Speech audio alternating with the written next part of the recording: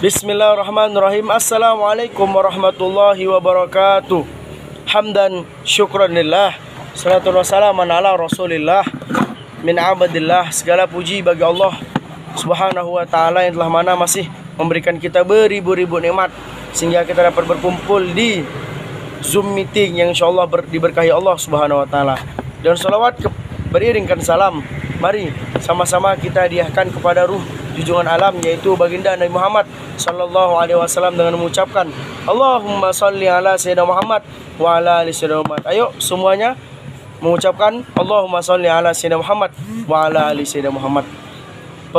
Perkenalkan anak-anak bapak sekalian, nama bapak adalah Syekh Nawawi, mengajar pelajaran Al-Quran dan Hadis yang sudah kita lalui beberapa minggu. Yang sekarang kita masuk ke bab kedua, yaitu tentang peran Wali Songo di Indonesia. Baik, di sini Bapak akan menjelaskan salah satu dari Wali Songo dan perannya di Indonesia, yaitu ada namanya Syekh Maulana Malik Ibrahim. Ada yang kenal dengan Syekh Maulana Malik Ibrahim? Di sini Bapak akan menjelaskannya. Syekh Maulana Malik Ibrahim adalah salah satu seorang ahli tata negara yang menjadi penasehat raja, guru dari para pangeran, dan juga dermawan terhadap fakir miskin.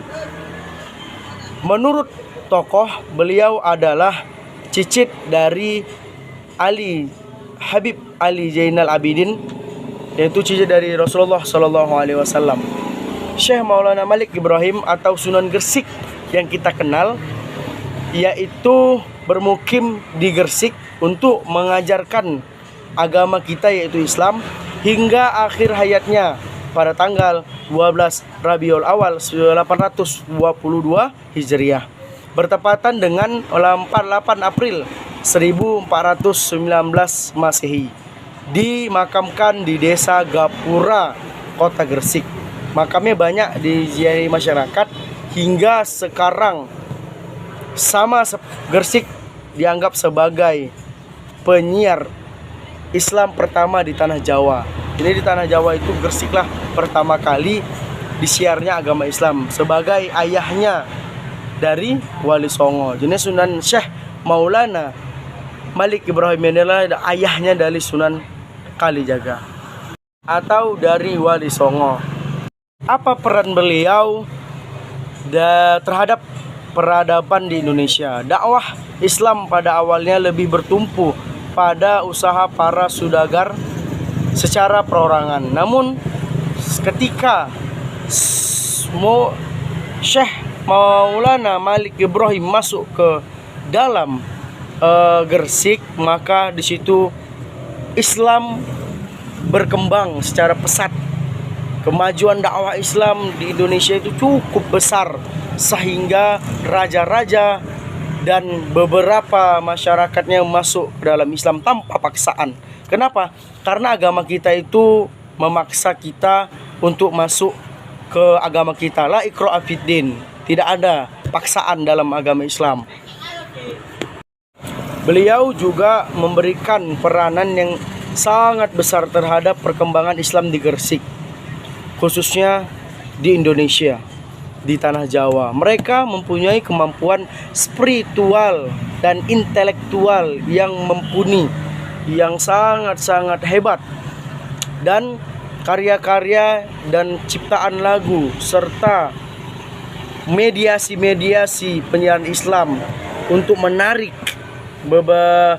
masyarakat untuk bergabung di agama Islam. Selain dengan ahli bidang keagamaan, kesenian dan lainnya, Sunan Gresik juga menjadi sunan penasehat kerajaan, dan ia Syekh Muhammad Malik Ibrahim adalah salah satu penasehat raja dan masuk ke dalam politik kerajaan. Ada 3 hikmah yang dapat kita ambil dalam belajar Wali Songo dan peran di Indonesia. Ada 3. Yang pertama yaitu dalam berdakwah kita harus bersabar dan ikhlas, senantiasa berikhlas apa yang kita lakukan. Yang kedua, menirukan air niat dalam dakwah.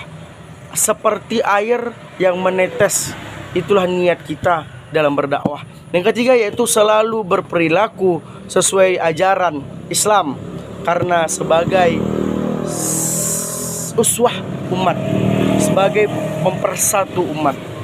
Mungkin itu saja yang dapat Bapak sampaikan. Moga-moga anak-anak murid Bapak paham apa yang Bapak sampaikan.